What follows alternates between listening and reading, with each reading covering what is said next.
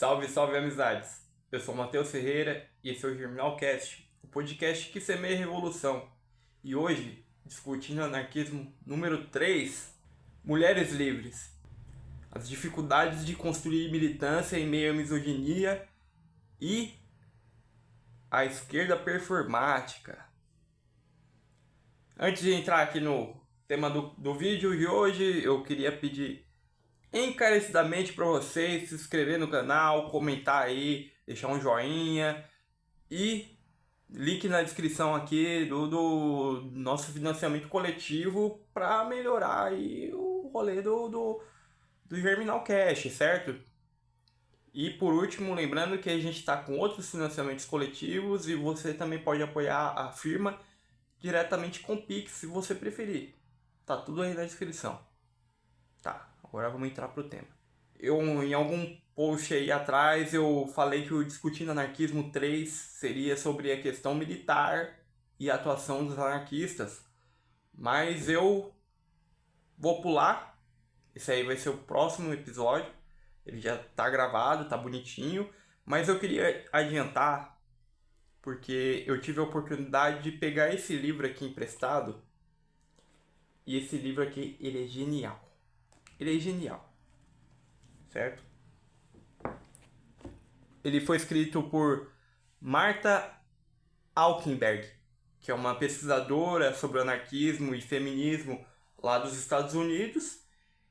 E ela, cara, o material que ela tem, as fontes que ela pegou, e assim, ela faz um debate com muita qualidade e com muita profundidade sobre a luta das mulheres na Revolução Espanhola. E por que a gente parece que só foca na Revolução Espanhola? E por que a gente parece que só foca na Revolução Espanhola e a gente não fala das mulheres zapatistas, a gente não fala sobre a experiência das mulheres do Rojava? Porque é o que tem mais estudo, que aconteceu há 90 anos atrás, e tem mais estudo, tem mais profundidade e, infelizmente, é um tema muito atual. Uma coisa que eu acho interessante da pesquisa dela é que ela, ela aceitou de muito bom grado e de mente muito aberta as contradições que a, as mulheres que ela entrevistou, né, elas viviam. Porque assim, a gente está falando de um processo revolucionário que aconteceu há 90 anos atrás. Não se tinha um monte de teoria que a gente tem hoje em dia, de desenvolvimento teórico do próprio anarquismo e de outras correntes teóricas aí da filosofia e das ciências humanas como um todo. Então, o que eu acho muito interessante é que a Marta, ela foi muito capaz, muito competente assim de destacar essas contradições e falar assim, ó, eu não faço juízo de valor porque era a experiência que elas tinham na época. Uma das primeiras coisas que a Marta aponta no livro é a contradição que as mulheres que compunham o coletivo anarquista Mulheres Livres, quando elas começaram teve quando teve a abertura democrática na Espanha no final dos anos 70, né?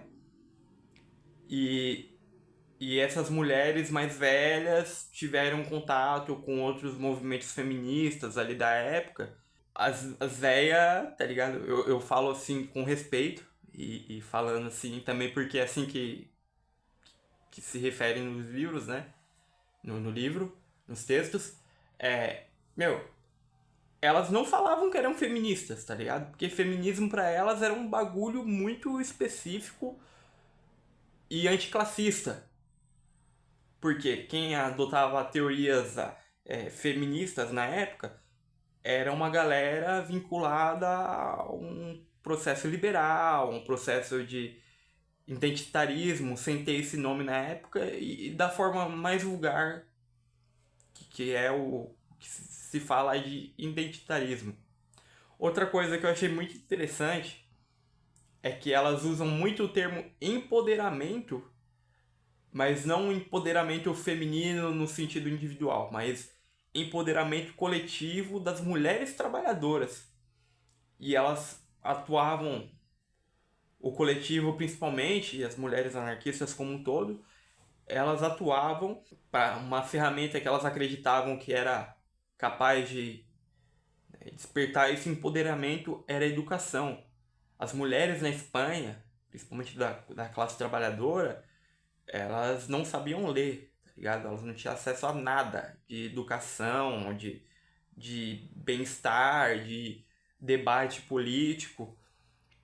E isso é muito doido, cara. É muito doido pensar que, cara, como que mudou tanta coisa nessas lutas e tem muita coisa que parece que é a mesma.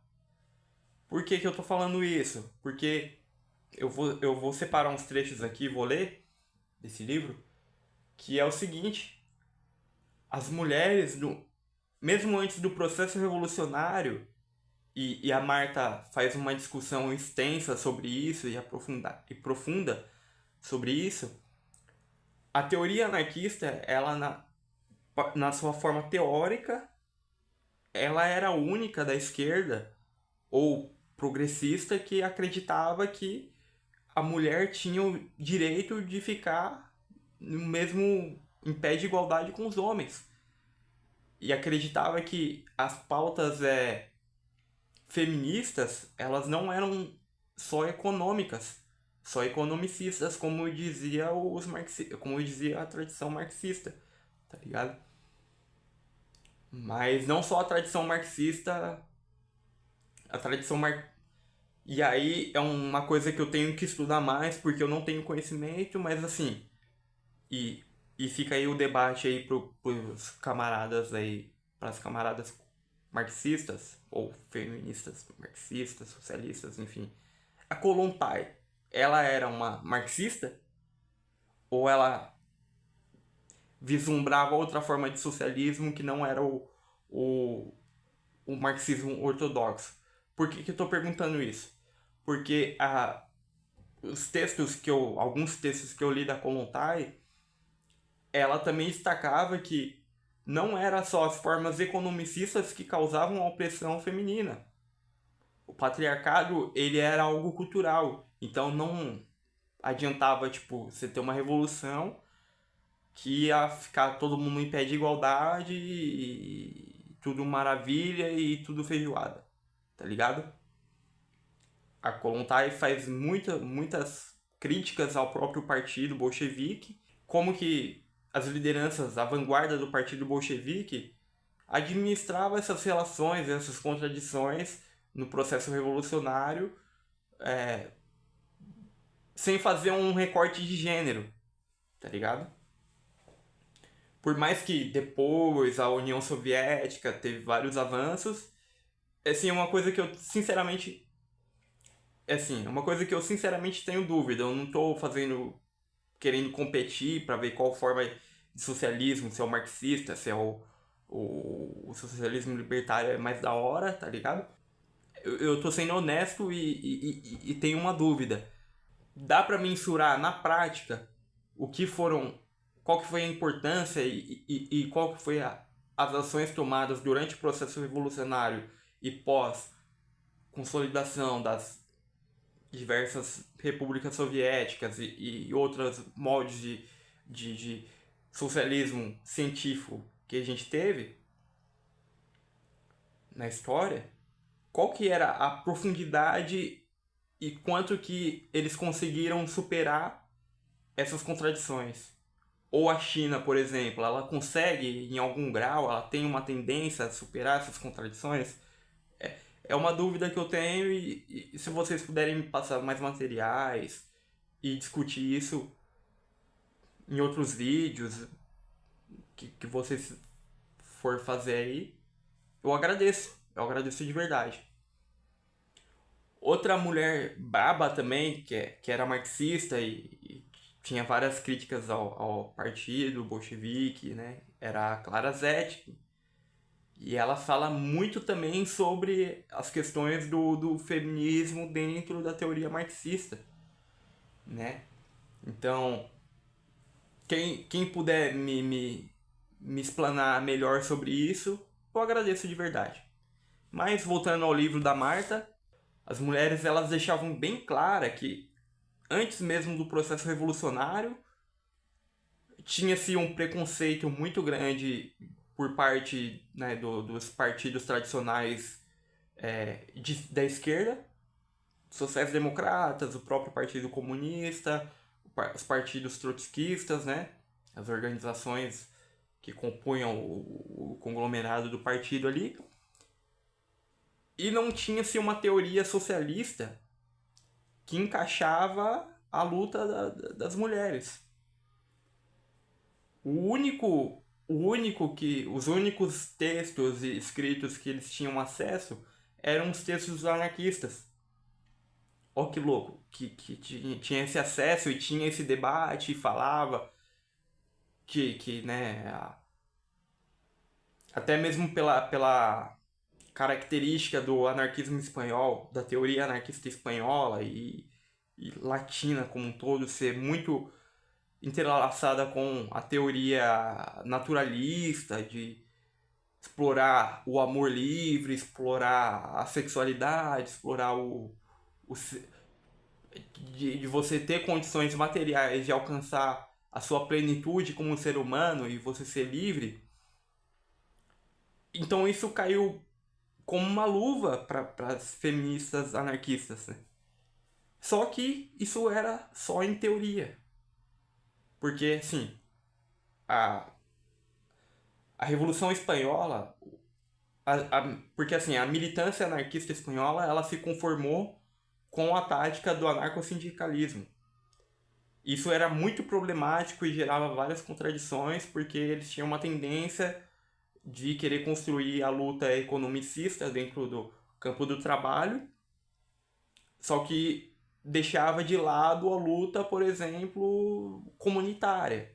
Só que isso estava muito entrelaçado. As coisas que falavam sobre essas questões, as ações que discutiam essas ações e davam em alguma medida algum espaço para essas mulheres se formarem intelectualmente e buscar até mesmo, não só intelectualmente falando politicamente, mas intelectualmente falando no campo profissional, eram os ateneus libertários que tinha em toda a Espanha, e eles eram uma ferramenta de captar a juventude para a organização anarquista. Vamos dizer que era um partido. Eu particularmente, eu tenho a leitura de que a CNT funcionava como um braço sindical de um partido anarquista. Mas mesmo dentro dessas condições, por exemplo, você tinha algumas fábricas que a mão de obra, a maior parte era feminina, e elas não tinham uma representante da organização, mesmo elas sendo militantes da organização, elas não tinham esse direito, porque tinha-se todo um preconceito, porque tem um trecho que é uma fala de das entrevistadas que a Marta separa aqui, que é fantástico. E é isso, era sempre colocado em prova, era sempre questionada, eram sempre colocada como sexo frágil, então você não tem capacidade intelectual, você não vai ter a capacidade emocional, a carga emocional que isso traz. É melhor tu se preocupar menos com política e mais com lazer, é melhor se preocupar com a família, sabe? Eram tudo assim. E essas contradições elas vão aumentando quando se dá o processo de revolução social. Porque o que acontece?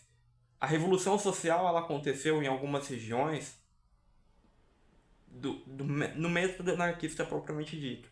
Não estou falando da socialização feita, dirigida pela vanguarda do PCE ou pelas vanguardas do Partido Socialista. Ele já tinha anos de construção dentro dos sindicatos e dentro de alguns movimentos estudantis e outros movimentos sociais, tá? Então foi muito prático e muito fácil você mudar o sistema de distribuição, o sistema de você implementar o sistema cooperativista de autogestão do espaço de trabalho, fosse no campo, fosse nas fábricas, fosse nos serviços públicos, né? Foi muito, foi muito fácil porque a galera já estava preparada mentalmente para aquilo, para quando aquilo acontecesse. E quando tinha-se greves, ocupações, a galera também fazia isso, porque eles sabiam que a greve, você parar totalmente, era foda porque todo mundo ia ficar com fome. Então, eles trabalhavam para eles mesmos. Eles faziam ocupações e conselhos fabris para administrar aquela produção. Só que aí, no decorrer revolucionário, e é engraçado também que a Marta ela destaca uma parte aqui quando ela fala da propaganda. Nos primeiros dias era muito comum você ter propagandas ali pelo departamento de, de propaganda. Eu odeio repetir termo. Mas você tinha várias fotos, cartazes, né? Toda aquela promoção das mulheres armadas, né? Indo pro fronte. Só que na prática, não era isso. Era só uma forma de você ter mobilização social para conseguir galera para ir para guerra. Mas na prática, as mulheres chegavam no fronte e ficavam em trabalhos que eram femininos. Então elas iam virar enfermeiras, elas iam fazer trabalhos de cuidado, né, de cozinha, de manutenção. E, em alguma medida, algumas mulheres um pouco mais, né, incisivas tal, ainda conseguia ter algum lugar de destaque e ir de fato para combate. E elas, inclusive, foram entrevistadas no livro. Só que isso foi a exceção à regra. Tinha-se uma tendência muito forte de uma predominância ali do machismo, da misoginia ainda, de relegar a mulher a esse trabalho de cuidado. Só que aí, nesse processo, principalmente na cidade de Barcelona, que era o principal centro industrial, que foi gerido pelos anarquistas, teve um processo muito louco e aí uma contradição muito maior, que era o seguinte: se os homens estavam indo pro front e tinha um monte de vaga nas fábricas e a produção não podia se parar, senão eles morriam de fome, eles não iam conseguir cumprir as metas de planificação. Tinha-se uma planificação local, né? Não era o Estado planejando, mas eram os conselhos ali, né? Então as mulheres elas começaram a se capacitar para ocupar esses postos de trabalho que antes eram dos homens. Metalurgia, para você fabricar arma, para você fabricar peça, indústria nitroquímica, indústria petroquímica, para você gerar energia. E é muito louco isso, cara. E é muito louco isso porque, assim, tinha-se essa preocupação em manter essa produção, mas tinha-se a preocupação ainda de manter a mulher no lugar dela. No lugar dela. E aí, muitas mulheres, elas deixavam de...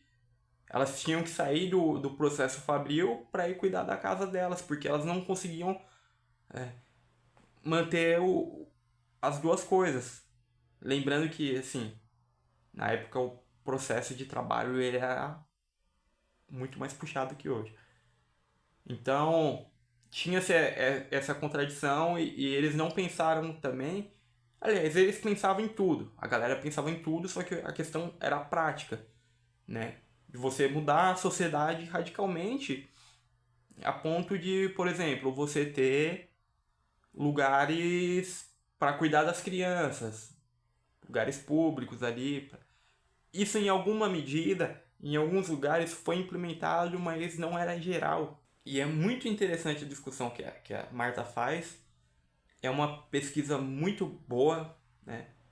E outra coisa também, outro livro, que é um tema muito parecido, que é um processo, não chega a ser um processo revolucionário, mas que é o livro Companheiras, da Samantha Mendes, que é uma grande companheira, que eu tenho muita admiração, uma historiadora genial, e ela faz um puta de um debate, uma puta de uma pesquisa sobre como que era a relação, né, e quais eram as contradições das mulheres anarquistas com o resto da comunidade anarquista, do resto do movimento, das organizações, e qual era o nível de importância de inserção social dessas mulheres anarquistas para a greve de 17, aqui em São Paulo.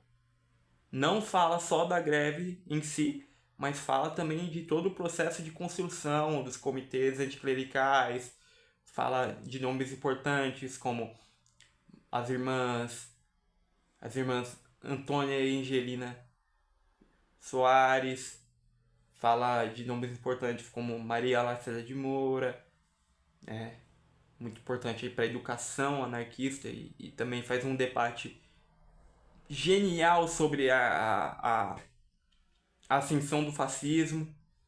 São nomes importantes, são nomes que precisam estar na história e a gente precisa falar. A gente tem muita coisa para mudar.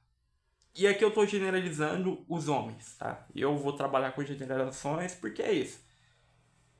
Recentemente eu fiz um podcast falando sobre a misoginia como projeto político. E ainda se insiste, em menor grau, os companheiros aí de organizações, isso que eu tô falando na esquerda como um todo, tá? De reproduzir comportamentos misóginos, tá ligado? É isso, de não ler a produção teórica de mulheres, não discutir certos comportamentos, recusar mudar certas coisas, recusar fazer uma terapia, e aqui eu não caio no papo liberal de que terapia vai mudar a gente, tá? Eu tô falando que assim, existe uma questão que é sempre um plano individual e um plano coletivo, tá? O plano individual é isso, você procurar uma terapia, um tratamento terapêutico, porque a gente precisa, é uma coisa importante pra gente. A gente tem que se conhecer, a gente precisa passar por esse processo de autoconhecimento, de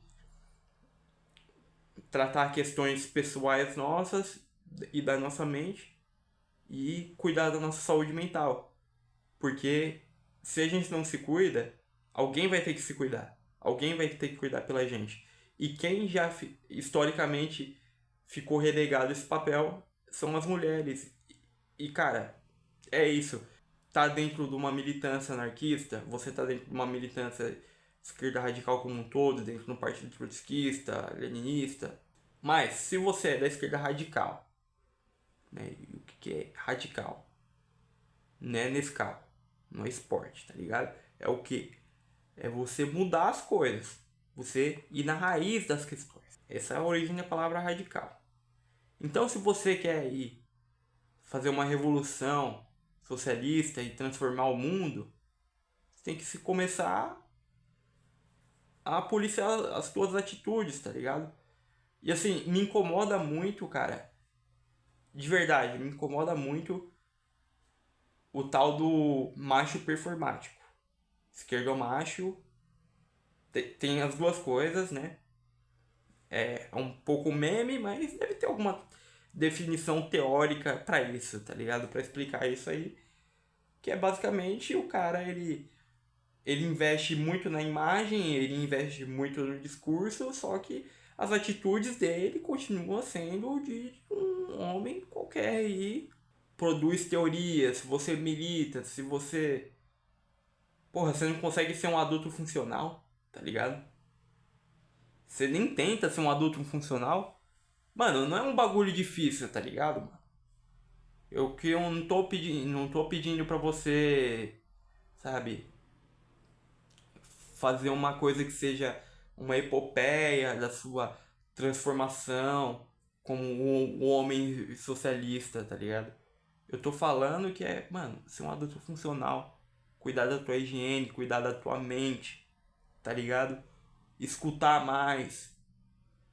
Uma das questões aí que é uma das raízes do patriarcado é justamente esse ego, mano. Esse ímpeto supostamente biológico do homem, desbravador, conquistador, tá ligado?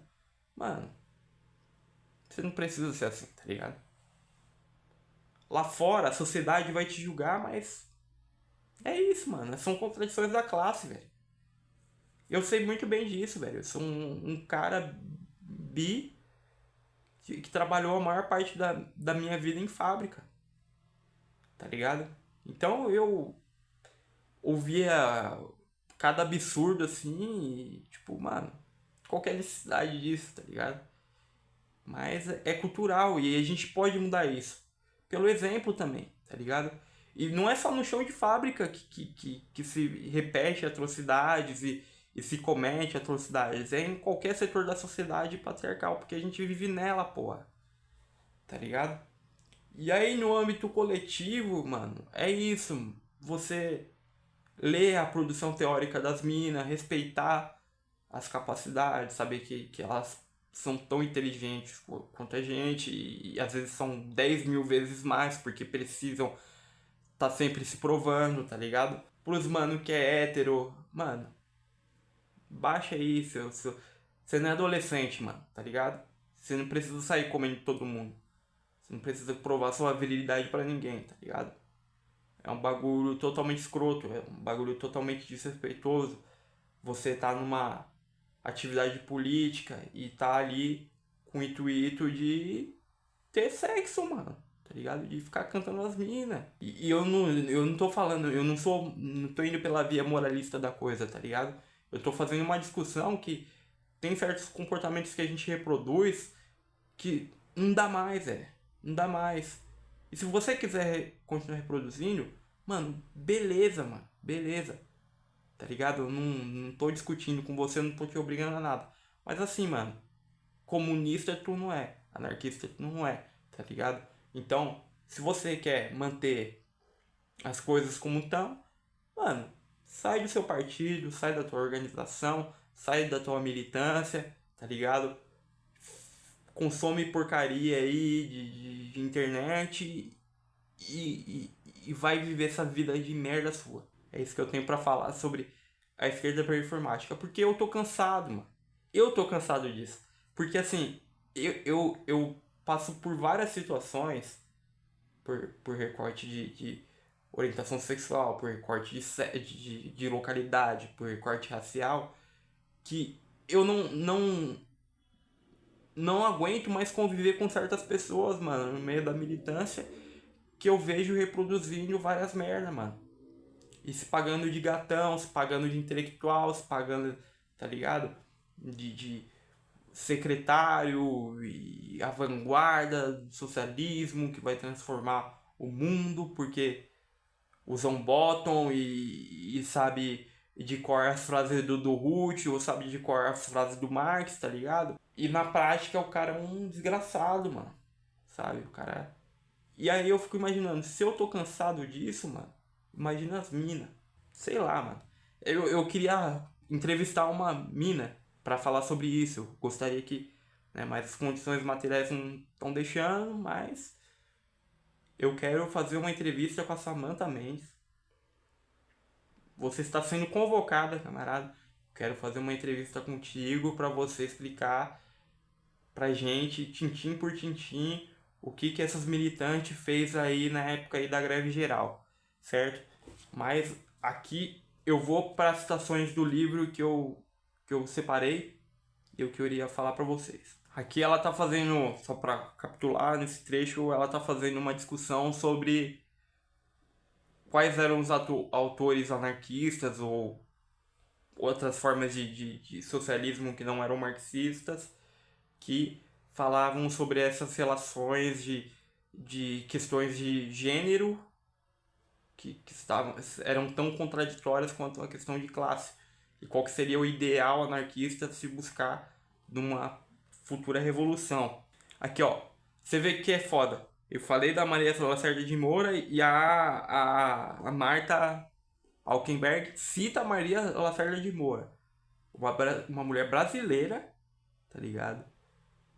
Sendo citada por uma pesquisadora americana, estadunidense, num livro sobre a Revolução Espanhola, a atuação das mulheres na Revolução Espanhola. Maria Lacerda de Moura se distanciava ainda mais das noções correntes sobre o amor e o casamento monogâmico. Abre aspas. O amor sempre esteve aberto à luta contra a monogamia. Fecha aspas.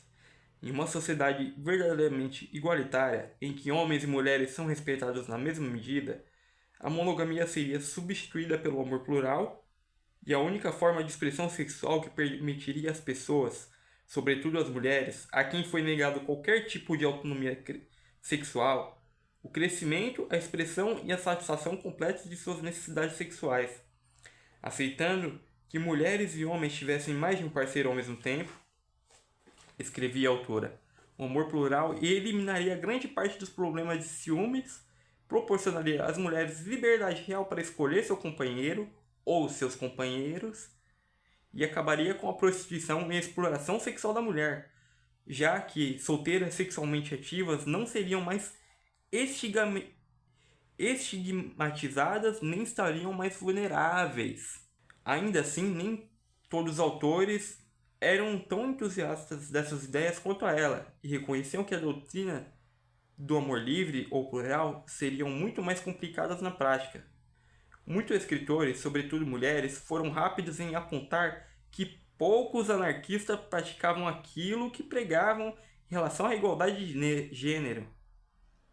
Soledad Gustavo notou, por exemplo, que, abre aspas para Soledad Gustavo, um homem pode gostar da ideia de emancipação da mulher, mas não tanto de que ela a pratique. No final, ele desejará a mulher do próximo e trancafiará a sua. Tinha uma revista chamada La Revista Blanca, e esse trecho foi tirado dessa revista, tá? Volume 1, número 9, de 1º de outubro de 1923. É um artigo da Gustavo que se chama Hablemos de la Mujer. Falemos sobre a mulher, tá? Outra coisa também que eu quero discutir ainda nesse vídeo, a gente não tá numa situação de revolução social, a gente sabe que o Estado detém o monopólio da violência, mas eu não julgo sobre mulheres que falam, né, principalmente as camaradas do meio anarquista, que falam sobre autodefesa feminina contra, né, potenciais femicidas, estupradores e tudo mais, tá? Eu, assim, não julgo, mas eu acho que tem que ser uma coisa muito bem discutida e, assim, elas decidem também qual que deve ser o nível de participação dos homens nisso. Porque, assim, a gente já tem uma tradição de que associar, né, a violência, a própria violência masculina, né, com questões aí que não são, que são problemáticas e são muito contraditórias, entendeu? E assim, uma sugestão também, tomem cuidado em que espaços vocês fazem esse tipo de debate, porque isso pode ser passível de processos e enfim. A gente, né, a gente tem que perder o medo de falar as coisas que a gente quer falar e a gente precisa falar e discutir, mas a gente ainda tem que tomar muito cuidado porque é isso, o Estado ele é patriarcal também. Virar uma reprimenda jurídica contra as pessoas, né, principalmente as mulheres que falam sobre essas coisas, é muito fácil. Né? Eu não entendo o juridiquês, eu sou bem leigo, mas eu fico meio receoso eu mesmo de falar certas coisas. Imagina, né, quem pode ser confundida aí com uma pessoa que pode ser processada por um crime de incentivo a uma violência, tá ligado?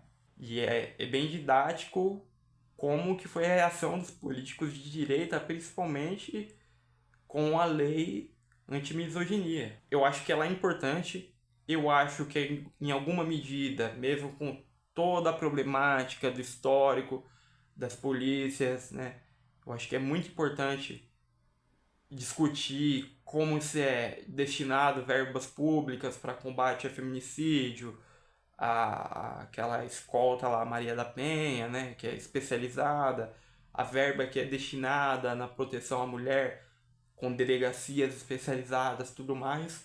Eu acho que é importante fazer esse debate também, mas sem deixar de lado as contradições que, assim, boa parte dos feminicidas são PMs, tá? Mas no âmbito de movimentos sociais que apoiam, a esquerda que apoia a luta, mano, a gente não tá pedindo muita coisa, tá ligado? A gente só tá pedindo pra homens parem de matar as minas por serem mina, tá ligado? Parem de alimentar bobagens sobre ser superior, sobre ter que odiar, sobre dominar, tá ligado?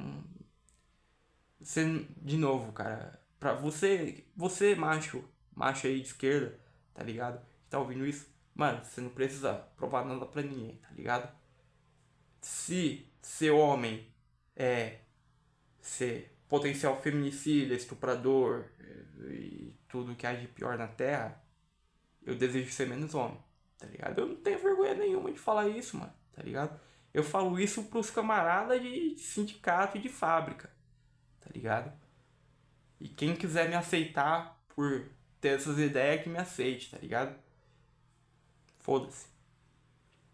É um processo lento, é um processo incômodo, mas são coisas que a gente precisa tomar pra gente. E é isso. Se a gente vislumbra construir um mundo novo, a gente precisa disso, porra. De novo, vou ficar repetindo isso, tá ligado? Mano, toma cuidado com as atitudes, com as falas, com os comportamentos, como que age dentro de diversos espaços, tá ligado? Porque, mano, tem muito cara também que só se comporta em certos ambientes públicos porque ele tem medo de ser cancelado. Tem que ser esse comportamento pra sua vida toda, tá ligado? Porque, de novo, se fosse pra eu ser um cara aí qualquer fazendo um monte de merda, que já é esperado de um homem negro também ser e fazer, mano, eu largava a militância, mano. Pra que eu vou ficar militando, tá ligado? Gastando tempo da minha vida, dinheiro e neurônio e sabe, saúde, para ficar militando, construindo coisas para mudar o mundo, sendo que eu não consigo mudar minhas próprias atitudes, a forma que eu trato minhas irmãs, tá ligado? Que é isso, tem essa de, tipo, não equaciono, tá ligado? Minha mãe é minha irmã, né? E outra coisa também que eu acho que é muito feio, mano.